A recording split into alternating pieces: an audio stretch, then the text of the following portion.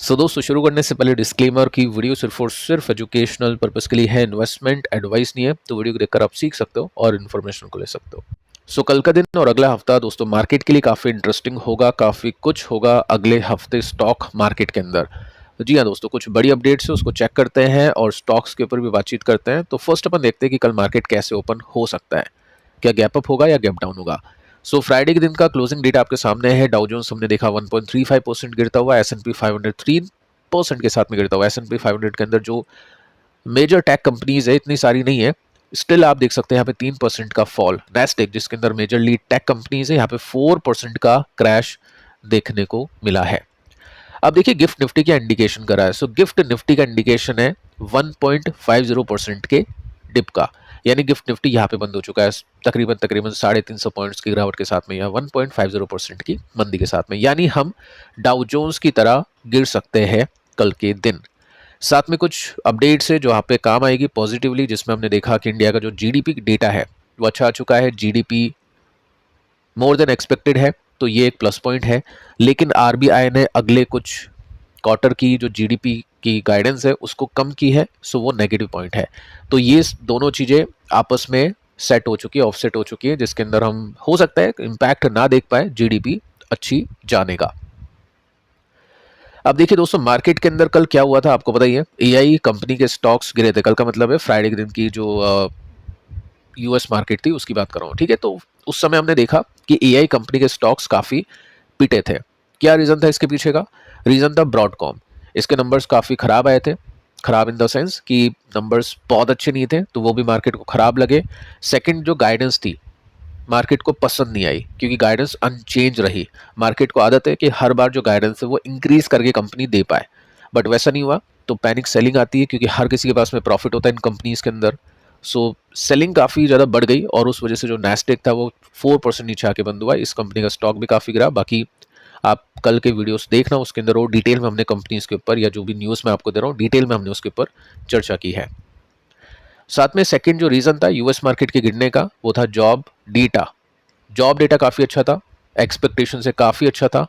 और इसका मतलब ये होता है कि लोगों के पास में पैसा होगा तो वो खर्च करेंगे तो इन्फ्लेशन बढ़ेगा, इन्फ्लेशन बढ़ेगा तो क्या होगा? केविन वार्श और डोनाल्ड ट्रंप ये दोनों कंफ्यूज हो जाएंगे कि करे तो करे क्या, क्योंकि ट्रंप चाहता है रेट कट हो, लेकिन जब डेटा ऐसा आएगा तो केविन नहीं कर पाएगा, ठीक है। तो इस वजह से मार्केट को अब ऐसा लग रहा है कि ट्रंप का सिक्का नहीं चलेगा, यानी केविन नहीं चलेगा, रेट कट नहीं होगी और रेट हाइक हो सकती है। इसकी वजह से यहाँ पे हमने यूएस मार्केट को गिरता हुआ देखा, और इसका इम्पैक्ट डेफिनेटली जो रेट हाइक है, यूएस रेट हाइक है, इसका इम्पैक्ट कल अपने स्टॉक मार्केट में भी देखने को मिलेगा। इसके बाद में देखिए दोस्तों गोल्ड 3% के साथ में क्रैश हुआ, 3% के साथ में क्रैश। अब देखो गोल्ड हैजिंग करने का इंस्ट्रूमेंट तो अब रहा नहीं कि पोर्टफोलियो को थोड़ा सा बैलेंस कर दे, कि स्टॉक मार्केट गिरे तो गोल्ड ना गिरे या गोल्ड चले। यही तो गोल्ड का काम होता था, इंश्योरेंस प्रोवाइड करता था पोर्टफोलियो को। बट अब गोल्ड वैसा नहीं रहा। अब गोल्ड भी स्टॉक मार्केट की तरह हो चुका है कि स्टॉक मार्केट गिरेगा तो गोल्ड भी गिरेगा, स्टॉक मार्केट चलेगा तो गोल्ड भी चलेगा। तो वो जो काम था गोल्ड का अब वो नहीं रहा। तो गोल्ड भी 3% के साथ में नीचे गया। साथ में अगर आप देखोगे तो सिल्वर में बड़ा क्रैश देखने को मिला है, तकरीबन 8-9% का क्रैश। कल गोल्ड एंड सिल्वर बीस के प्राइस में हो सकता है गिरावट मिले, आपको डिप देखने को मिले, ठीक है। और टेक्निकल्स अगर आपको देखना आता है तो उसके हिसाब से आप देखिएगा। बाकी कल अपन इसके ऊपर डिटेल में चर्चा करेंगे। गोल्ड एंड सिल्वर क्यों नीचे गिरे हैं उसके ऊपर बातचीत कर लेते हैं। रीजन है इंटरेस्ट रेट बढ़ना। जैसा कि मैं आपको बता चुका हूं कि गोल्ड एंड सिल्वर अभी के हिसाब से स्टॉक मार्केट की तरह ही काम करते हैं। तो जब इंटरेस्ट रेट ऊपर जाती है, जैसे केविन वॉश है उसको रेट बढ़ानी पड़ सकती है, तो क्या होगा? पैसे इन्वेस्ट होते हैं डेट के अंदर, उन सब इंस्ट्रूमेंट के अंदर जहां पे इंटरेस्ट मिलता है। इंटरेस्ट रेट बढ़ेगी तो क्या होगा?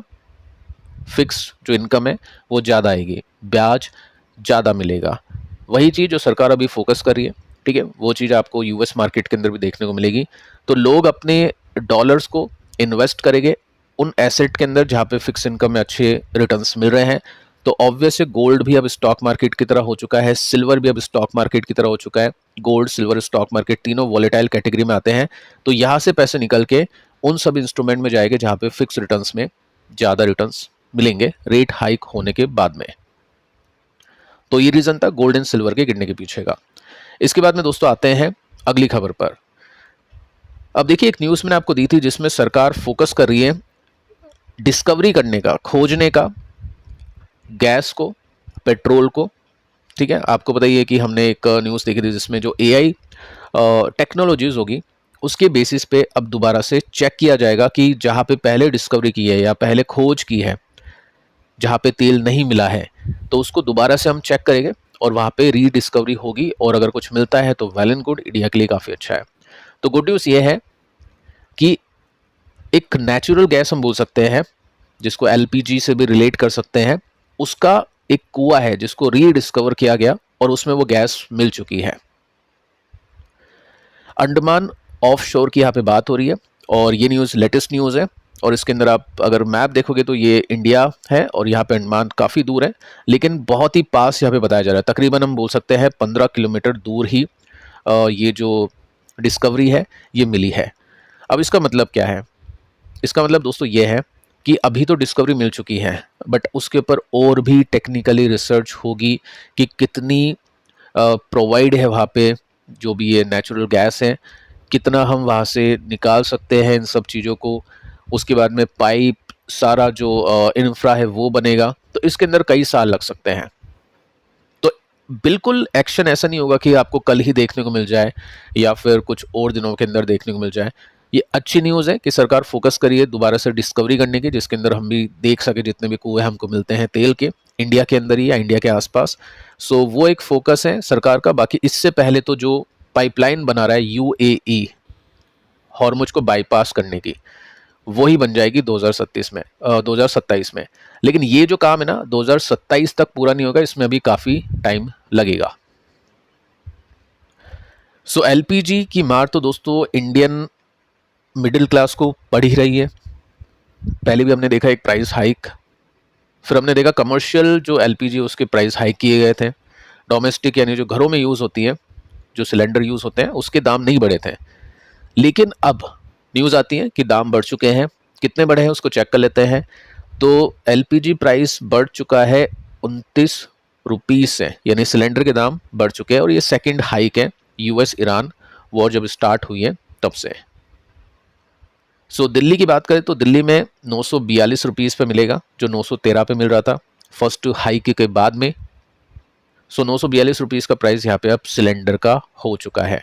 अब देखिए, सरकार ने इसको लेकर काफ़ी, मतलब सरकार को काफ़ी क्रिटिसाइज़ किया जा रहा था कि विश्व गुरु है लेकिन सिलेंडर के प्राइसेस मेंटेन नहीं होते हैं।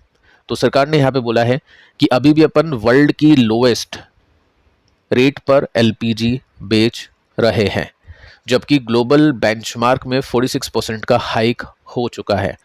हमारी जो लागत है सप्लाई करने की एक सिलेंडर की, वो 1600 रुपीज़ से भी ज़्यादा जा चुकी है, लेकिन हम फिर भी 942 रुपीज़ में सिलेंडर को प्रोवाइड कर रहे हैं। तो ये सरकार का कहना है।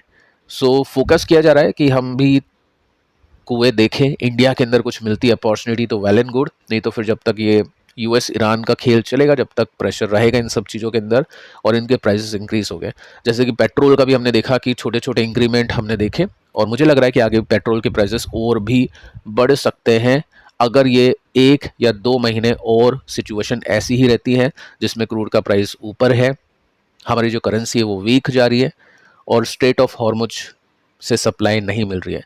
तो डेफिनेटली यहाँ पे प्राइस हाइक हो सकता है पेट्रोल के अंदर भी और एलपीजी के अंदर भी, यहाँ से ज़्यादा मोर देन 1000 हम इसको हो सकता है पहुँचता हुआ देखेंगे अगले कुछ टाइम में। अब देखिए दोस्तों, एक बड़ी न्यूज़ आती है इंडिया की पॉपुलेशन को लेकर, इंडिया की जो जनसंख्या है उसको लेकर। आपको बताइए, इंडिया वर्ल्ड के अंदर नंबर 1 पे है पॉपुलेशन में, चाइना को बीट कर चुका है। ठीक है, लेकिन अब न्यूज़ ये आती है कि इंडिया की जो फर्टिलिटी रेट है वो 1.9% जा चुकी है, जो कि रिप्लेसमेंट रेट से काफ़ी कम है। इसका मतलब क्या है, इसको थोड़ा सा डिटेल में देखते हैं। फर्स्ट आप ये भी देख सकते हैं कि इलॉन मस्क ने भी इसको लेकर एक ट्वीट किया है। इलॉन मस्क अगर ट्वीट कर रहा है, इट मीन्स ये एक बिगर प्रॉब्लम है, ये बड़ी प्रॉब्लम है इंडिया को लेकर। ठीक है, पॉपुलेशन गिरना वैसे देखा जाए तो एक हम बोल सकते हैं। वैसे नॉर्मली हम एनवायरनमेंट के हिसाब से देखें तो वो अच्छा माना जाता है, बट इंडिया की बात यहाँ पे डिफरेंट है। कैसे डिफरेंट है उसको आगे चल के चेक करते हैं। सो आप देख सकते हैं इलॉन मस्क का ट्वीट था कि इंडिया की जो बर्थ रेट है वो जा चुकी है रिप्लेसमेंट से भी नीचे। इसका मतलब क्या है उसको समझेंगे आगे चल के। तो एक बार मैं आपको यही समझा देता हूँ कि इसका मतलब है क्या बेसिकली। देखिए, रिप्लेसमेंट लेवल वो लेवल होता है जहाँ से आज की जो पीढ़ी है, अगर उसमें 100 लोग हैं तो वो जो पीढ़ी खत्म होगी उसके बाद में अगली पीढ़ी होगी तो उसमें भी 100 लोग रहे, तो इन लोगों को वो जो पीढ़ी है, जो नई पीढ़ी है, वो रिप्लेस कर देगी। ठीक है, तो उसको बोलते हैं रिप्लेसमेंट लेवल। लेकिन अब इस लेवल के भी नीचे जा चुकी है जो कि 1.9 है। एग्जाम्पल लेके चलते हैं, पहले 2.1 थी। 2.1 का मतलब यह है कि मान लीजिए 100 विमेन है और औसतन जो बर्थ है वो 2.1 का है, यानी कुल बच्चे पैदा होते हैं 210। ठीक है, इसमें से आधी लड़कियां होगी, आधे लड़के हो गए, हम ये मान के चलते हैं लगभग 105 लड़कियां। तो पहले कितनी लड़कियां थी? 100। अब कितनी होगी? 105, यानी 100 के आसपास। तो ये होती है रिप्लेसमेंट लेवल जो कि 2.1 का माना जाता है। ठीक है, अब हम पहुंच चुके हैं 1.9 पे। इसका मतलब क्या है कि 100 विमेन है। ठीक है, कितने बच्चे हो गए औसतन? 1.9 यानी 190, जिसमें से लड़कियां कितनी होगी? 95। तो 100 के नीचे जा चुकी है लड़कियां, यानी रिप्लेस नहीं हो पाएगी ये जनसंख्या। उसके बाद में 95 विमेन होगी, वो बच्चे देगी। 90 लड़कियां होगी, 90, और फिर वो ऐसे से जनसंख्या पीढ़ी दर पीढ़ी कम होती जाएगी, जो कि हमको काफ़ी सारी कंट्रीज में देखने को मिल रहा है। इनफैक्ट चीन के अंदर भी ऐसा ही कुछ देखने को मिला है, जापान के अंदर भी कुछ ऐसा ही देखने को मिल रहा है। बल्कि बाकी कंट्रीज तो बोल रही है कि आप बच्चे पैदा करिए, जो भी खर्चा होता है एजुकेशन का या जो भी खर्चा होता है वो हम देंगे, क्योंकि पॉपुलेशन इंपॉर्टेंट है देश की ग्रोथ के लिए, और इंडिया के लिए तो बहुत ज़्यादा इंपॉर्टेंट है। चीन के लिए फिर भी इतनी इंपॉर्टेंट नहीं है जितनी इंडिया के लिए इंपॉर्टेंट है। कैसे है उसको आगे चल के चेक करते हैं। अब देखिए दोस्तों, 3 का TFR होता है ना, तो इसका मतलब क्या है कि पॉपुलेशन तेजी से बढ़ती है। हम कुछ टाइम पहले 3 पे थे, यानी 300 बच्चे, 150 लड़कियां, 100 पर 150, यानी आबादी तेजी से बढ़ेगी। बट 3 से अपन गिर के 1.9 पर पहुंच चुके हैं। अब ये इतना इंपॉर्टेंट क्यों है, इतना सीरियस मुद्दा क्यों है? क्योंकि इंडिया का जो स्टॉक मार्केट है या इंडिया की जो ग्रोथ है ना, वो कंजप्शन स्टोरी मानी जाती है। एक वीडियो मैंने आपको दिया था जिसके अंदर मैंने आपको कहा था कि यूएस की अगर हम बात करें तो वहाँ पे टेक कंपनीज की वजह से चीज़ें चलती है कि वहाँ पे लोग कम हैं, लेकिन इनोवेशन ऐसा है कि वो ऐसे प्रोडक्ट्स बनाते हैं जिसको पूरी दुनिया यूज़ करती है। तो कंज्यूमर की बात करें तो उनके लिए पूरी दुनिया कंज्यूमर है, यानी पूरी दुनिया की जो पॉपुलेशन है वो उनके कंज्यूमर है। ठीक है, पूरा वर्ल्ड। अगर मैं चीन की बात करूं तो चीन भी ऐसे प्रोडक्ट्स बनाती है जिसको डंप करती है, बाकी कंट्रीज पर एक्सपोर्ट करती है, तो उसका भी जो मार्केट है पूरी दुनिया है। अगर मैं इंडिया की बात करूं तो इंडिया का मार्केट केवल इंडिया ही है। मेजर मार्केट की बात कर रहा हूं, वहां पे मेजर मार्केट एक्सपोर्ट के पूरी दुनिया, जैसे फेसबुक, अमेजोन, ये पूरी दुनिया यूज करती है। चीन के जो प्रोडक्ट्स हैं, केमिकल या फिर XYZ जो छोटे मोटे प्रोडक्ट्स आते हैं, टॉयस आते हैं, या जो भी इलेक्ट्रिकल प्रोडक्ट्स आते हैं, पूरी दुनिया यूज करती है। जापान की भी हम बात करें, ठीक है, लेकिन इंडिया में ऐसा कुछ अभी है नहीं। सो इंडिया का जो स्टॉक मार्केट वो चल रहा था उसकी पॉपुलेशन के दम पे। सो ये अभी एक सीरियस पॉइंट हो चुका है कि 1.9 पर TER पहुंच चुका है। इसकी वजह से काफ़ी प्रॉब्लम आ सकती है आगे चल के। सो ये एक पॉइंट है, बहुत जल्दी ऐसी कुछ प्रॉब्लम आएगी नहीं, ऐसा कुछ देखने को मिलेगा नहीं। लेट्स सी कि सरकार इसके ऊपर क्या कहती है, क्या कमेंट आता है और किस तरह से यहाँ पे चीज़ों को देखा जाता है। सो अब दोस्तों आते हैं स्टॉक्स पर। स्टॉक्स के अंदर कुछ ऐसी कंपनीज है जिनके स्टॉक्स कल एक्शन में नहीं भी रहे तो आपको देखना चाहिए। ग्रो यहाँ पे रिवर्स हो चुका है, निकल चुका है, और गोल्डमैन ने स्टेक लिया है, तकरीबन 200 करोड़ के आसपास की बाइंग की है। 1.3 करोड़ स्टॉक्स खरीदे जा चुके हैं। इसके बाद में क्यूपिड के अंदर भी हमने देखा कि प्रमोटर ने बाइंग की है, स्टॉक अब ब्रेकआउट कर चुका है। अगले क्वार्टर के नंबर्स अच्छे आने की पूरी एक्सपेक्टेशन है। प्रमोटर ने यह भी कह दिया है कि फाइनेंशियल ईयर 26 में हमने कोई भी शेयर गिरवी पे नहीं रखा। सो ये गुड न्यूज़ है। नेटवेब, ये भी कल के दिन फोकस में रहना चाहिए क्योंकि जिस तरह से एआई स्टॉक्स की पिटाई हुई है, नेटवेब आई थिंक फ्राइडे के दिन भी गिरा था 3-5%, और कल भी हो सकता है गिरता हुआ दिखाई दे जाए। सो 2 पॉइंट है यहाँ पे, ब्रेकडाउन होगा तो जो ट्रेडर है वो एग्जिट करेंगे उनके स्ट्रैटेजी के हिसाब से। लेकिन जैसा कि मुझे लग रहा है कि एआई जो बबल है, ऐसा कुछ बर्स्ट होने की बात नहीं है, ये जस्ट एक प्रॉफिट बुकिंग है ब्रॉडकॉम की खराब गाइडेंस की वजह से। हो सकता है कुछ टाइम तक ये कंपनी के स्टॉक्स नीचे गिरे लेकिन वापस से ऊपर की तरफ मूव करें, क्योंकि लॉन्गर टर्म के लिए जो फ्रेम है एआई का वो काफ़ी मजबूत है। शॉर्ट टर्म के लिए इस तरह की न्यूज़ आएगी जिसमें गाइडेंस थोड़ी सी कम हो सकती है या मार्केट के एक्सपेक्टेशन से चीज़ें खराब हो सकती हैं, तो वो स्टॉक्स नीचे लेकर आएगी वो न्यूज़, और उसमें इन्वेस्टर्स को मौके मिलेंगे। सो कई इन्वेस्टर इंडियन मार्केट में इन्वेस्ट करेंगे जस्ट लाइक नेटवेब।